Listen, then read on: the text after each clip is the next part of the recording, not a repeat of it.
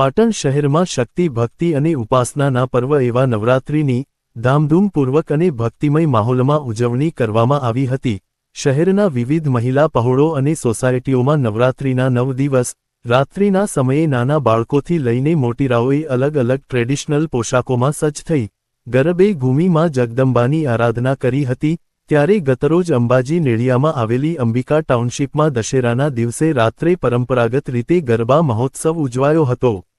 સોસાયટીના રહીશો પરંપરાગત પોશાકમાં સજ્જ થઈ બાળકો, મહિલાઓ અને પુરુષોએ ગરબાની રંગત જમાવી હતી। સોસાયટીના સ્થાનિક મહિલા અને પુરુષોએ એકીસાથે માટીના તેમજ ફૂલોના ગરબા માથે મૂકી માના ચાચર ચોકમાં ગરબે ઘૂમતા અલૌકિક વાતાવરણ સર્જાયું હતું। અંબિકા સોસાયટીમાં પ્રાચીન ગરબાની ઝાંખી જોવા મળી હતી।